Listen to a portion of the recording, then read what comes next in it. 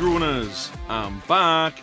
Been on holiday for a few days, but I already had the previous episode ready to go, so you didn't even notice. We'll also try to do this when I'm going away, so you guys will not know that I've been away unless I tell you.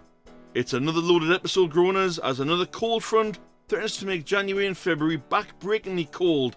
Mother Nature, wasn't December cold enough? Anyway, enough about the cold. I'm already cold enough. What do we have for you this week? Give me the question.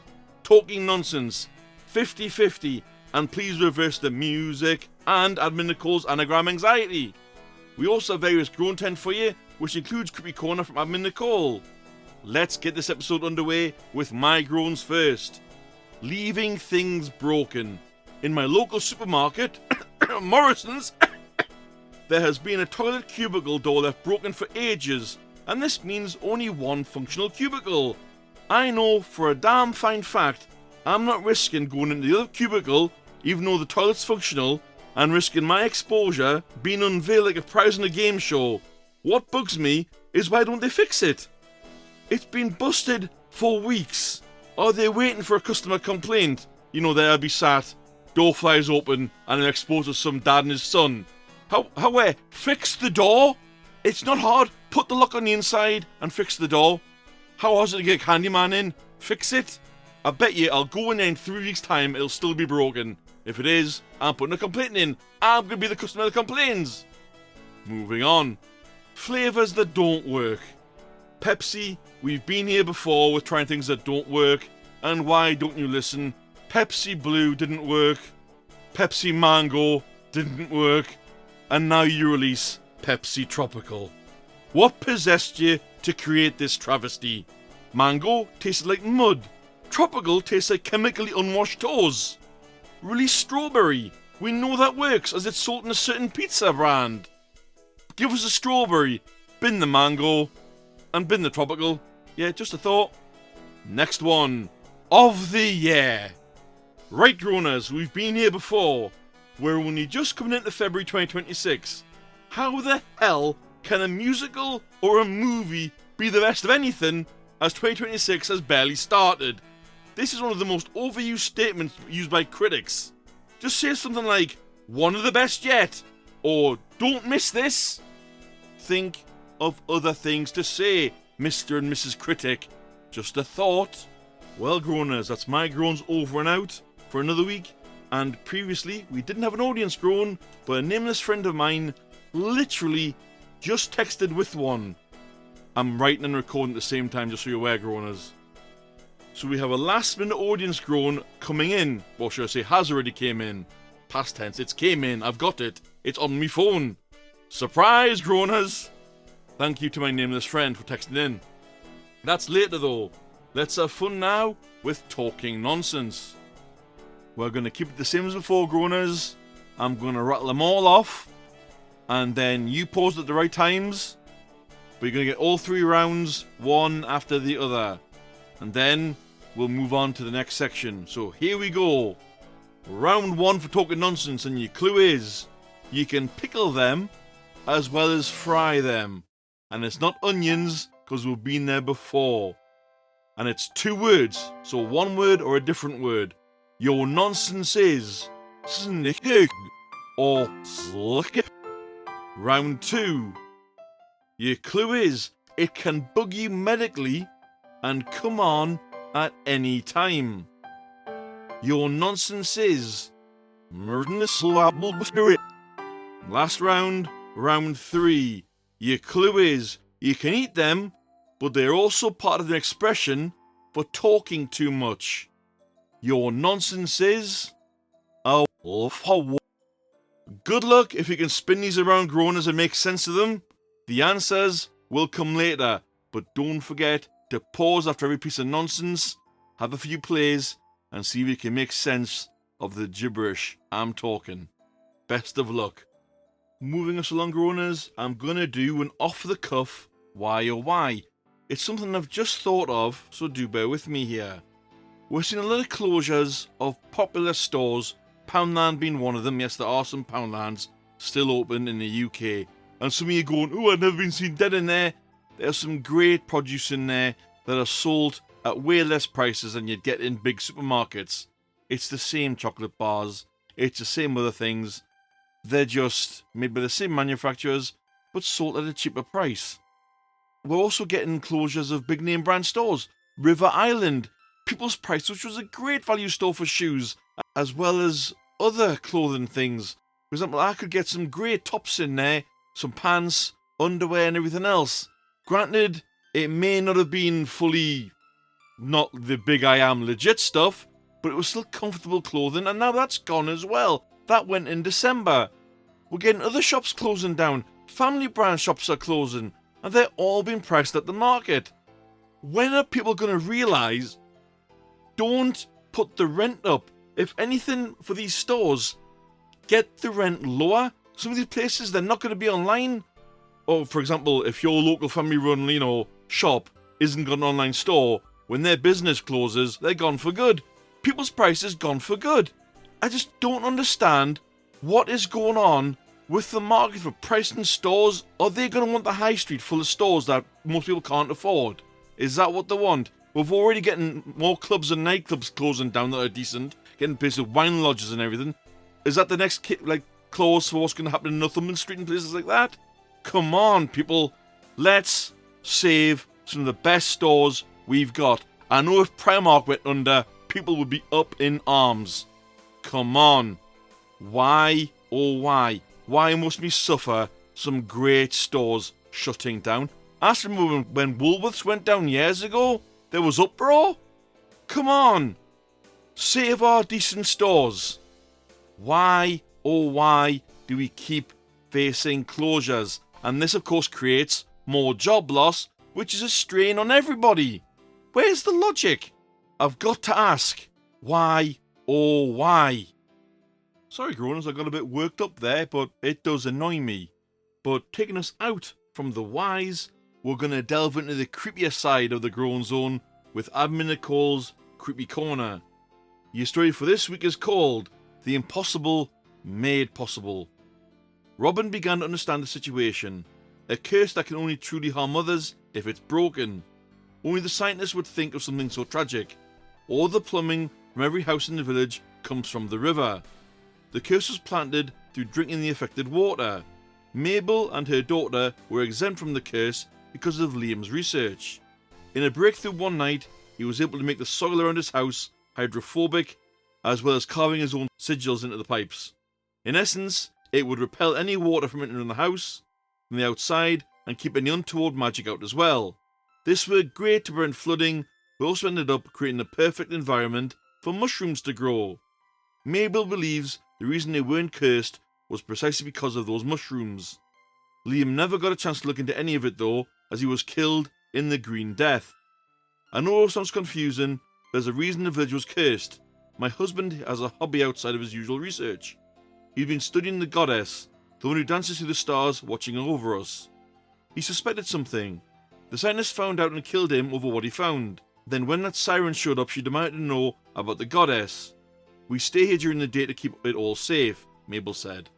Harmony remembered the legends of the goddess. After all, it was her who sent Lily to try and beg for her help in the first place. However, why the scientists wanted someone who may not even be real was unknown to them. They had hours before the sun set again, so Mabel gestured to Violet, who shut all the curtains and boarded up the door. Mabel revealed a candle, one she said her husband crafted from stardust. He never would tell her how, just always rambled something about the soil being part of the stars themselves. In a pinch, she was supposed to light it, and the goddess herself would be summoned. Robin urged her not to try, not knowing what might happen. If the scientists wanted the goddess, then forcing her in her physical form wasn't the best idea. Harmony agreed, explaining how she tried to help Lily in the same way and never knew what happened or if she was even successful. It was too late, however, as Violet already lit the candle and they watched as the orange flame turned black before the room shook violently. Whatever the candle was made from worked, as there in front of them stood the star goddess Valencia, dressed in the stars themselves and the Star Lord. The very two that many of this world would look up to the sky for at festivals and watch them dance among the stars. They were real, and there was no turning back now. In another violent shake, two more figures appeared, the Mad Moon King and his brother the Night King. Before anyone speculates and wants to point blame, I did not do this.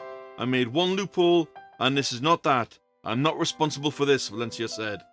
Mabel and Violet stood before the goddess and instantly kneeled in her presence, feeling blessed enough just to know she was real, something they had never doubted.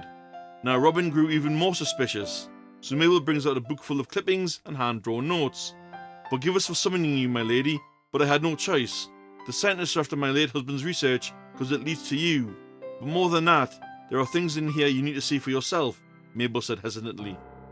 Vega was still struggling to come to terms with what people of this world have come to know him as. No longer darkness, but the Mad Moon King.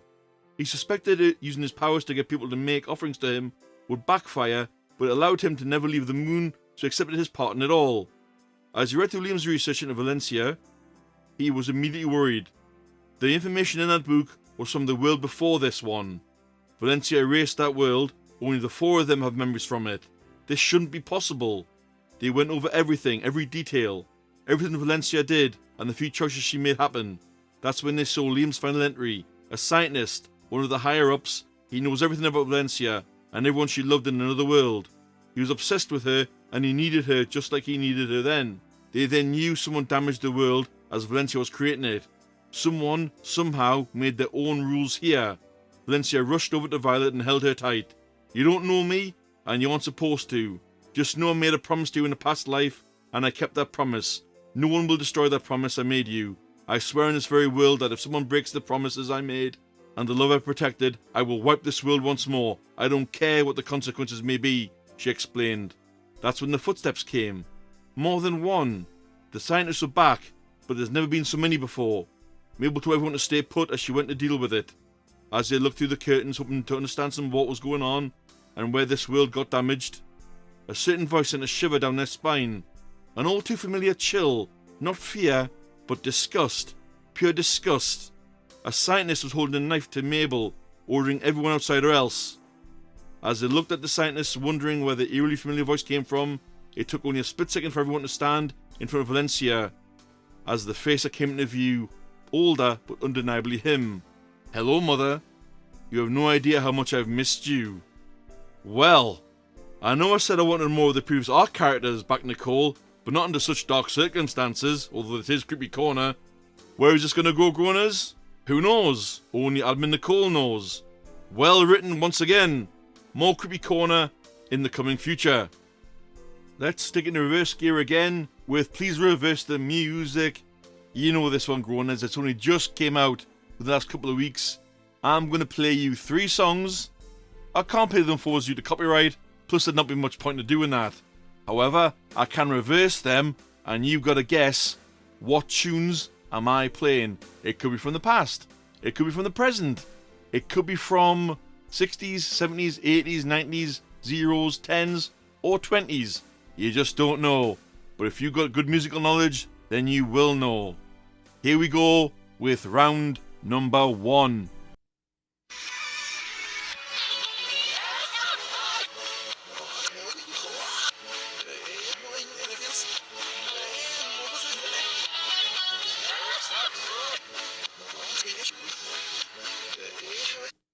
Pause after that one, Groaners. Have a little think and see if you're going to get it. Round number 2.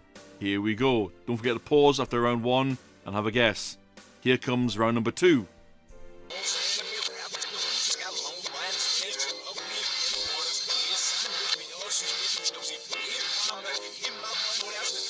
Pause here, Groaners.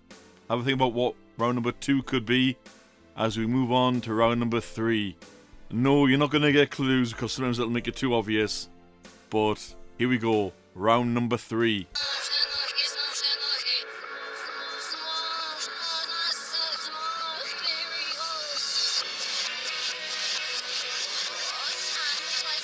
And that is the concluding round of Please Reverse the Music. the answers will be given at the near end of the show, as we now take you moving forward into the audience groan from my nameless friend from Newcastle.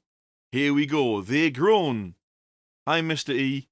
They obviously wrote it with my personal name on. Not going to give away my personal details on the show. No chance. But they say, what is with the number of TV channels we now have? Be it Freeview, Sky, Cable, or whatever else there is. I don't know how many channels there are on everything we have in this world. Show the same amount of rubbish and repeats. Why can't we get a decent few channels that show decent things or new programs? Well, that is a seriously good groan, my friend, and you have a really good point. Yes, we really have too much choice. That's another problem. We have too much choice and too much to watch. And a lot of it is subscription stuff as well, and even their show repeats. Sky, like Sky Gold. Who wants to watch On the Buses from years ago? I mean, come on. But yes, a really good groan there, Groaner. Thank you very much.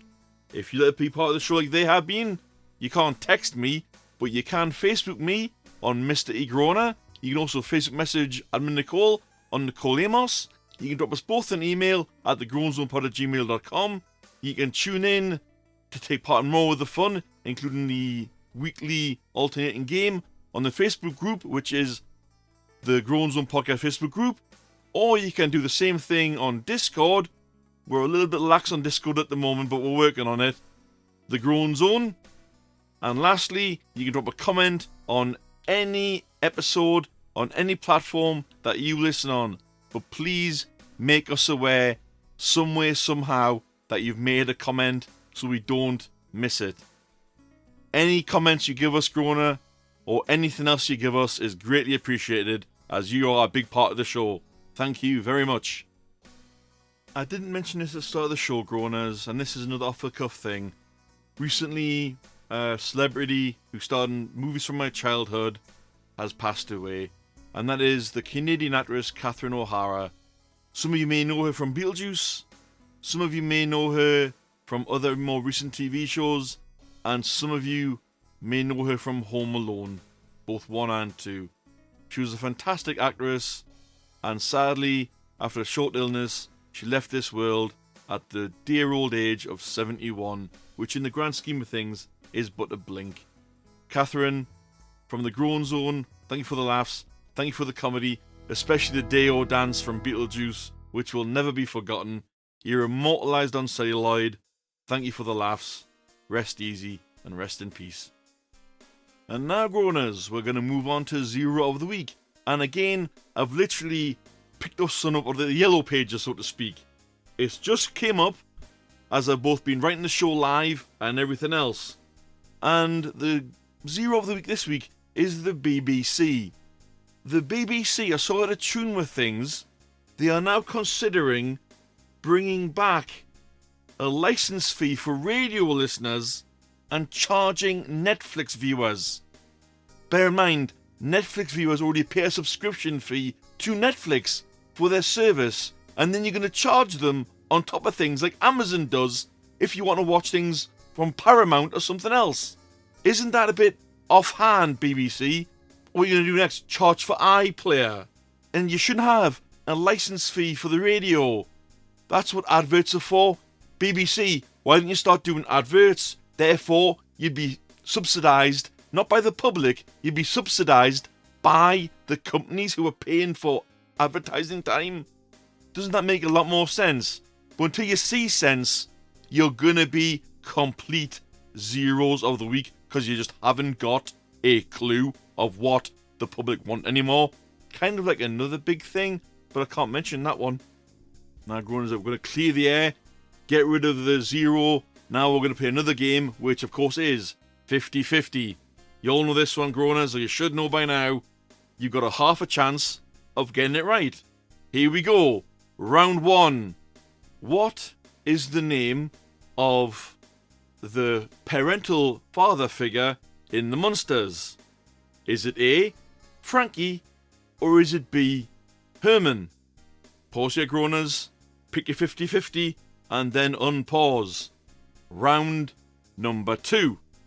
Which talk show host had a musical brought about from their TV show? Was it A, Jerry Springer, or was it B, Oprah Winfrey? Pause your groaners, pick your 50-50, and then unpause. And that is the last round for 50-50. It's a 2-rounder this week, groaners.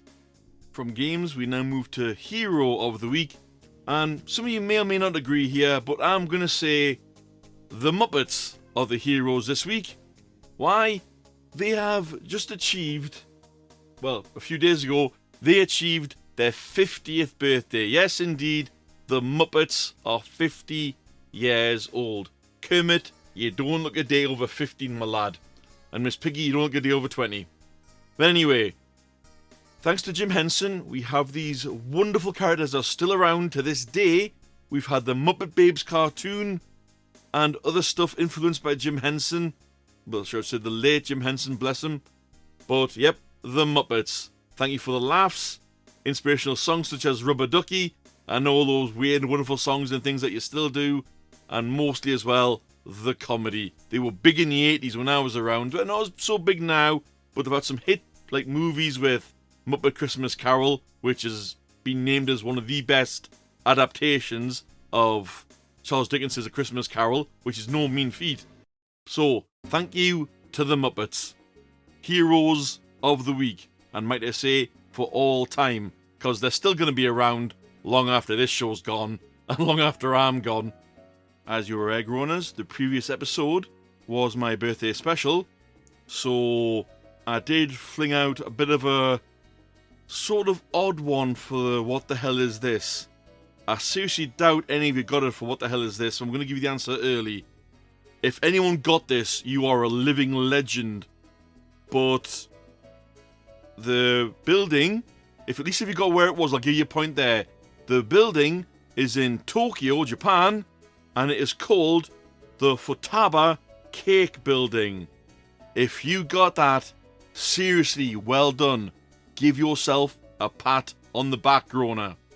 And now, Groaners, let us move on to our near final game of the episode, because of course you've still got Anagram anxiety to come. Here comes round 1 for Give Me the Question. Your answer is the Ring of Fire. Your questions are the following. A. What is the name for a 4,000 kilometer long and 500 kilometer wide belt of earthquakes and volcanoes in the Pacific Ocean? B. What was a great country hit for Elvis Presley when he delved into country music? Or C. What was the name of a terrifying sci-fi movie about alien abduction? Pause your groaners, pick your question, and then unpause. Moving along, we go on to round number 2. Your answer is Sylvester Stallone. Your questions are the following. Which actor has just signed on to do 2 more Expendable movies? B. Which actor is in the progress of getting a sequel to Demolition Man? Or C. Which actor wishes to return as an elderly Judge Dredd? Pause your groaners, pick your answer, and then pick your question and then unpause. Round number 3. Your answer is Snow White. Your questions are: A. Which film is considered to be the biggest flop of 2025? B. Which movie is again going to get another rewrite in 2027? Or C. Which movie was a big hit on DVD at the end of 2025? Pause your groaners, pick your question, and then unpause. Sticking with games, groaners, we're gonna give Admin Nicole the floor one more time for the episode, and we're gonna take the anagram off her with Anagram anxiety. Your anagram is Chunky Millipede. That would be a great name for a punk band that's coming out now. It's a safe name, but a good name. Your clue is a bleeding fun guy. Good luck, Groaners, because honestly, I haven't got a clue. This came out of the blue earlier on from admin Nicole. I have not got a clue what this is. Best of luck to you. And now here come the game answers to see if luck was on your side. For please reverse the music for round 1. Your music was Ghostbusters. For round 2, your music was Men in Black. And for round 3, your tune was Voodoo Child. Well done if you're able to pick up the song being played in reverse. Like I said before, I cannot play it forwards because I'll get done for copyright, even if I use 10 seconds of the song. For talking nonsense, round 1. Your nonsense was, I would accept gherkins or pickles, because those were the exact words I said in reverse. For round 2, your nonsense was irritable bowel syndrome. And for round 3, your nonsense was a waffle. Of course, part of a saying, waffling on. Well done again if you managed to spin the reverse. And for Gimme the Question, for round 1, you should have picked the question of A. For round 2, you should have picked the question of B. And for round 3, you should have picked the question of A. And for the last game of the episode, the game answers for 50-50. For round 1, it was Herman was your 50-50, the correct one. And for round 2, your correct 50-50 was Jerry Springer, because he had a musical brought out, I can't remember the year, but it was definitely him. Well done if you have scored points in any of the games, Groaners. But sadly, that brings us to the end of another episode of the Groan Zone. Hope you enjoyed it. Take care out there. We'll see you next time. Bye-bye.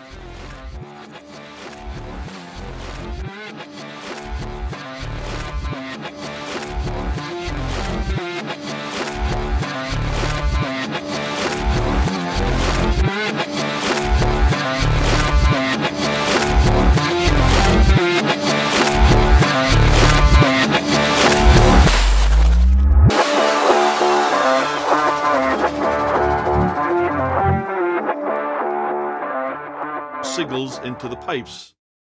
So Mabel gestured to Violet, who shut all the If the scientists wanted the goddess and forced it into older, but didn't have a thing about wrong, but they all seem to saw